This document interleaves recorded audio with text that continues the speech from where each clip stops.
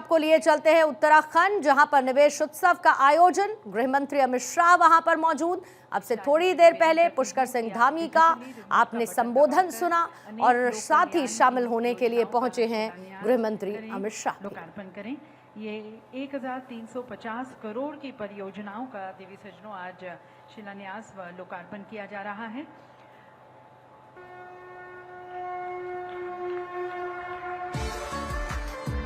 विभिन्न योजनाएं आप यहां पर स्क्रीन पर देख सकते हैं। रुद्रपुर एवं हरिद्वार में पैक के आवासीय भवनों, रुद्रपुर में गांधी पार्क के सौंदर्यीकरण, रुद्रपुर शहर के आंतरिक मार्गों का चौड़ीकरण, कामकाजी महिलाओं के लिए छात्रावास, टनकपुर में पेयजल आपूर्ति, हल्द्वानी में वर्षा जल प्रबंधन, कुमाऊं विश्वविद्यालय का आधुनिकीकरण, राजकीय होम्योपैथ मेडिकल कॉलेज हरावाला का शिलान्यास, चंपावत टनकपुर के पॉलिटेक्निक कॉलेज और जिला कारागार पिथौरागढ़ का लोकार्पण और अन्य अनेक लोक कल्याण की यहाँ पर योजनाएं परियोजनाओं का शिलान्यास व यहाँ पर लोकार्पण किया। 1 लाख करोड़ की योजनाओं का शिलान्यास किया गया। गृह मंत्री अमित शाह इस कार्यक्रम में मौजूद और साथ ही मुख्यमंत्री पुष्कर सिंह धामी भी इस कार्यक्रम का हिस्सा हैं, जहां पर देवभूमि को कई सौगातें देते हुए गृह मंत्री अमित शाह नजर आए।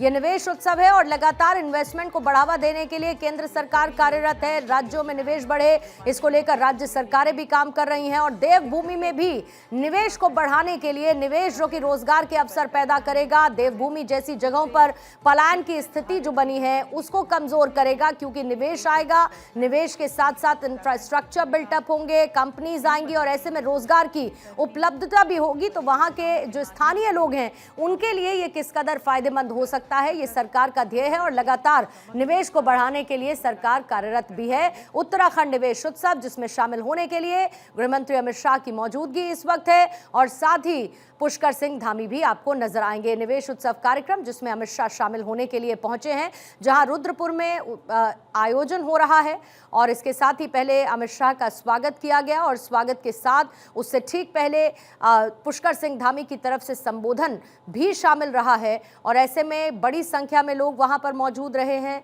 जहां पर निवेश किस तरीके से आगे बढ़ रहा है उत्तराखंड में इसका जिक्र किया गया। कई ऐसी प्राकृतिक आपदाएं जिससे उत्तराखंड जूझता रहता है और ऐसे में क्योंकि ज्योग्राफिकली जो पोजीशनिंग है, जो जगह है उत्तराखंड की, वहां पर ऐसी कई दिक्कतों का सामना और चुनौतियों का सामना सरकार को भी करना पड़ता है, लेकिन उसी बीच में निवेश की बयार साफ तौर पर राज्य में नजर आती है। देवभूमि में निवेश का ये महाकुंभ, जिसमें शामिल होने के लिए गृह मंत्री अमित शाह भी निवेश उत्सव में नजर आए।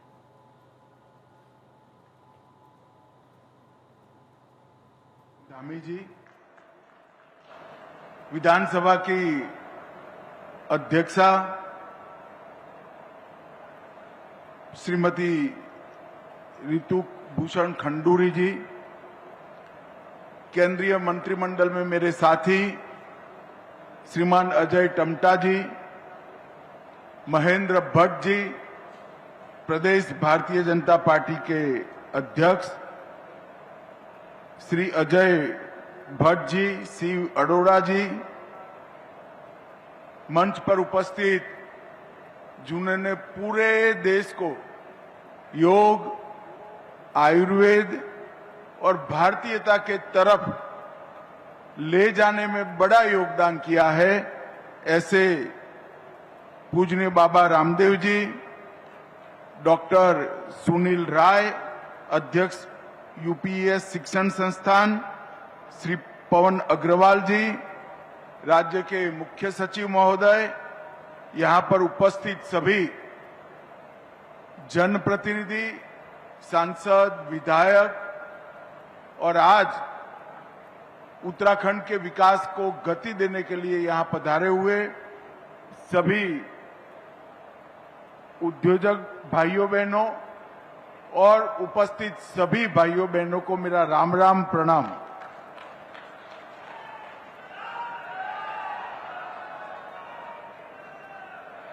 मित्रों, जब भी मैं उत्तराखंड में आता हूं तब एक नई ऊर्जा लेकर वापस जाता हूं,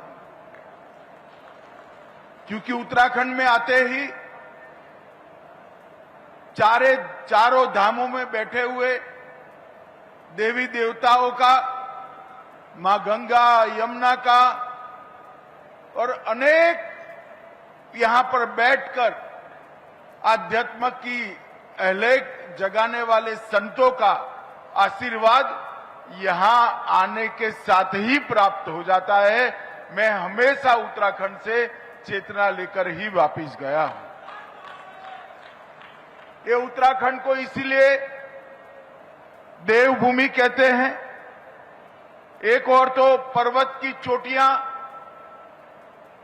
पूरे भारत को ही नहीं, पूरी दुनिया को आध्यात्म की ऊंचाई पर ले जाने का काम करती हैं।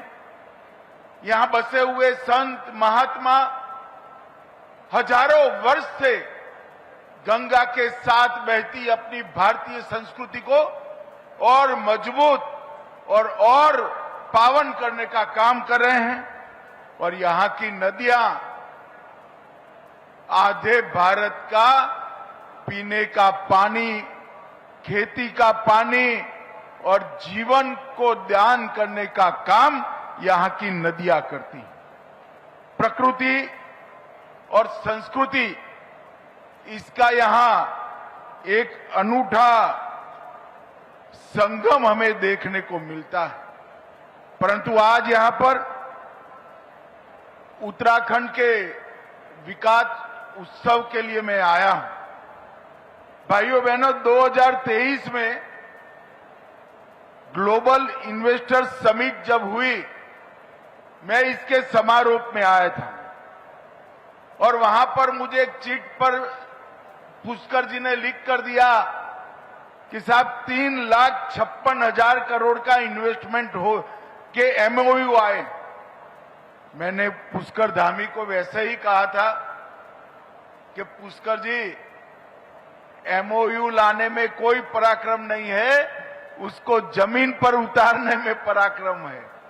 और आज मैं पूरे उत्तराखंड की जनता के प्रतिनिधि के रूप में पुष्कर सिंह और उनकी टीम को बहुत बहुत साधुवाद देना चाहता हूं, क्योंकि आज 1 लाख करोड़ का इन्वेस्टमेंट ये जमीनी सच्चाई बन गया।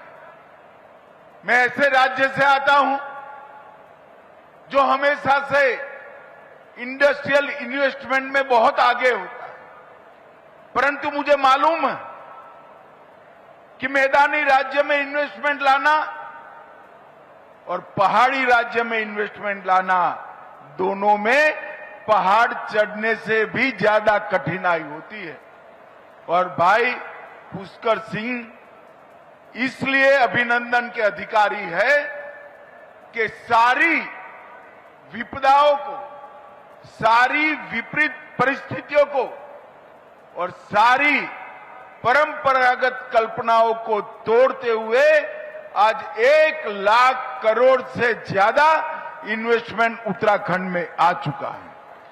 ये बहुत बड़ी बात है। और आज यहां पर 1 लाख करोड़ के इन्वेस्टमेंट के साथ साथ 81,000 से ज्यादा रोजगारी का सृजन हुआ है और इनकी एंसिलरी इंडस्ट्री से लगभग 2.5 लाख के आसपास नई रोजगारी का सृजन होने का संभावना पड़ा है। और सबसे बड़ी बात, टायर 2 और टायर 3 शहरों तक इन्वेस्टमेंट को पहुंचाने का काम किया है। उन्होंने औद्योगिक विकास और पर्यावरण, ये दोनों के बीच में संतुलन भी स्थापित किया है। रोजगार को स्थायित्व देने का काम किया है और नीति में पारदर्शिता, क्रियान्वयन में तीव्रता और दृष्टि में दूरदर्शिता के साथ समग्र उत्तराखंड के विकास का एक नया खाका पुष्कर सिंह ने खींचा है। मैं पूरे पेंडोल को कहना चाहता हूं, एक बार जोर से पुष्कर सिंह के लिए ताली बजाकर उनका स्वागत करिए। आज यहां पर 5 लोकार्पण और 14 शिलान्यास हुए। 1271 करोड़ के अलग अलग काम की शुरुआत यहां पर हुई। भाइयों बहनों, जब उत्तराखंड के वासी उत्तराखंड के राज्य की मांग को लेकर संघर्ष कर रहे थे, कांग्रेस पार्टी ने उत्तराखंड के आंदोलनकारियों पर अत्याचार किए। उत्तराखंड को बनाने का काम भारतीय जनता पार्टी के नेता और उस वक्त के हमारे प्रिय प्रधानमंत्री श्रद्धेय अटल बिहारी वाजपेयी जी ने किया। परंतु बाद में जो राज्य के विकास के पंडित है, वो चर्चा करने लगे कि छोटे राज्यों की कल्पना सफल होगी या नहीं होगी। आज मैं सबको कहना चाहता हूं, अटल जी ने 3 राज्य बनाए थे, उत्तराखंड, छत्तीसगढ़ और झारखंड। ये तीनों राज्य अपने पैर पर खड़ा होकर आगे बढ़ने की शुरुआत, और उसमें सोने में सुहागा हुआ। 14 में नरेंद्र मोदी जी की सरकार आई, भाजपा की सरकार आई, अटल जी ने बनाया और मोदी जी ने संवारने का काम किया, और उसके बाद लगातार यहां डबल इंजन की सरकार चल रही है। मोदी जी ने विकास का जो पूरे देश के अंदर एक खाका खींचा, इंफ्रास्ट्रक्चर का विकास हो, एजुकेशन पॉलिसी में स्पष्टता लानी हो, देश की औद्योगिक विकास की नींव डालनी हो, अर्थतंत्र को आगे बढ़ाना हो, हर क्षेत्र में मोदी जी ने कई रिकॉर्ड बनाए। इंफ्रास्ट्रक्चर की मैं बात करूं, राष्ट्रीय राजमार्गों की लंबाई में सिर्फ 10 साल में 60% वृद्धि नरेंद्र मोदी सरकार ने की। ग्रामीण क्षेत्रों में नई 8 लाख किलोमीटर गांव को जोड़ने वाली सड़कें बनाने का काम किया है। 333 जिलों में सुविधाजनक वंदे भारत ट्रेन पहुंची। 45,000 किलोमीटर का रेलवे कई लाइनों का विद्युतीकरण हुआ। 88 नए हवाई अड्डे बने और इनलैंड वाटरवे कार्गो में 11 गुना वृद्धि ये 10 साल में हुई। भाइयों बहनों, और इस सब का नतीजा है कि अटल जी इस देश की अर्थव्यवस्था को 11वें नंबर पर छोड़कर गए थे। मोदी जी 10 साल में 11वें नंबर पर से 4थे नंबर पर देश की अर्थव्यवस्था को लेकर आए। और आप लोग 4थे नंबर की अर्थव्यवस्था से खुश हो, मगर मेरी बात आज घर जाकर अपनी डायरी में लिख लेना, 2027 में हम विश्व की 3रे नंबर की अर्थव्यवस्था बनने जा रहे हैं। जिस तेज गति से विकास आगे बढ़ा है, निर्यात हमारा 2 गुना हुआ सर्विस का और 76% निर्यात बढ़ा। हम कई सालों से सबसे ज्यादा तेज गति से बढ़ने वाली अर्थव्यवस्था बने। एक जमाने में कहते थे कि इंफ्रास्ट्रक्चर बने, औद्योगिक विकास हो तो गरीबों का कल्याण नहीं हो सकता। ये मिथक को नरेंद्र मोदी जी ने गलत साबित किया। इस देश के 80 करोड़ गरीबों को 5 किलो अनाज मुफ्त देकर खाद्य सुरक्षा सुनिश्चित की गई। 55 करोड़ लोगों को 5 लाख तक का दवाइयों का और हॉस्पिटलाइजेशन का पूरा खर्चा माफ हो गया। 16 करोड़ घरों में आजादी के बाद पहली बार नल आया।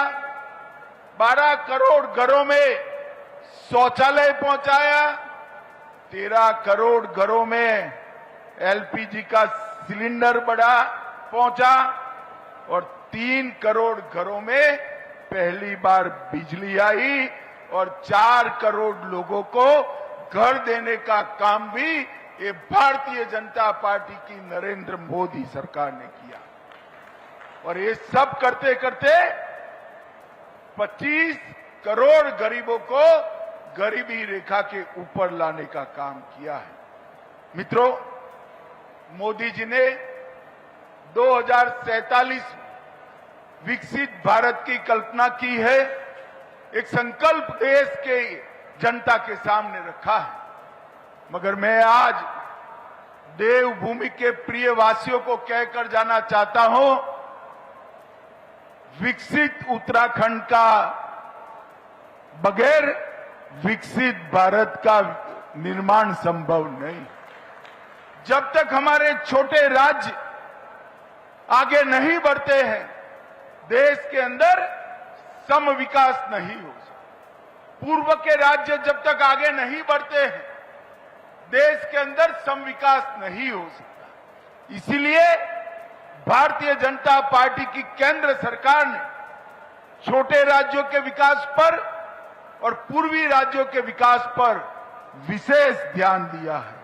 और जहां तक उत्तराखंड का सवाल है, एक ज्योतिर्लिंग, 3 शक्तिपीठ, 4 धाम, पंच प्रयाग, पंच केदार और सप्त बद्री जहां विराजमान हो, इसके विकास को कोई नहीं रोक सकता भाइयों, कोई नहीं। जरूरत थी एक सातत्यपूर्ण नीति जो हमारी सरकार ने देने का काम, जरूरत थी मेहनत कर कर यहां पर उद्योग के प्रति रेड कारपेट बिछाने का वातावरण बनाने की, वो हमारी सरकार ने की। जरूरत थी यहां पर पारदर्शिता के साथ सरकार चलाने की, जो हमारी सरकार ने किया है। जरूरत थी अच्छी कानून और व्यवस्था लाने की, वो पुष्कर धामी लेकर आए थे।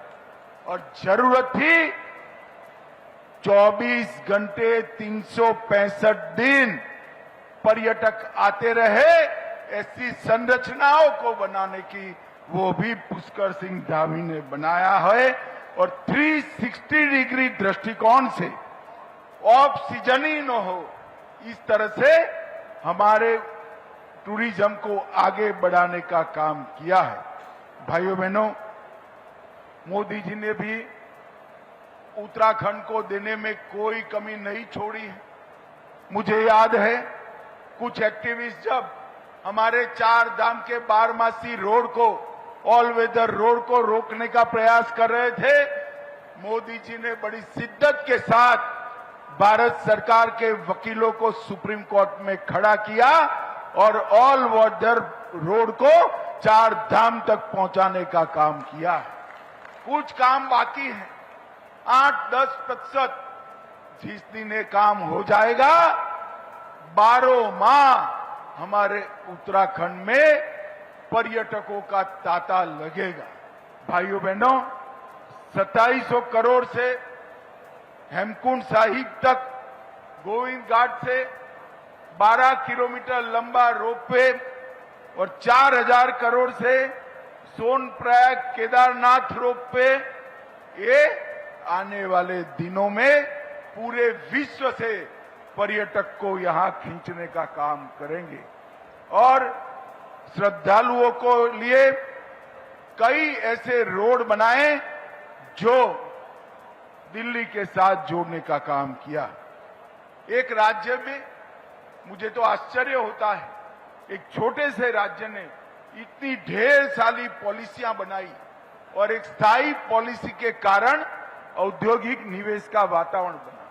टूरिज्म पॉलिसी बनी, एमएसएमई पॉलिसी बनी, स्टार्टअप पॉलिसी बनी, फिल्म सिटी पॉलिसी बनी, सर्विस सेक्टर के लिए पॉलिसी बनी, आयुष के लिए पॉलिसी बनी और सारे अप्रूवल सिंगल विंडो कर उद्योगपतियों का बहुत सरलीकरण करने का काम पुष्कर सिंह धामी ने किया है, मैं फिर से उनको बहुत बहुत बधाई देना चाहता हूं। यहां मैं आया हूं तब ये भी कहना चाहता हूं, आयुर्वेद, योग, प्राकृतिक उपचार और जैविक खेती, ये चारों आने वाले दिनों में उत्तराखंड के विकास का आधार बनने वाले हैं।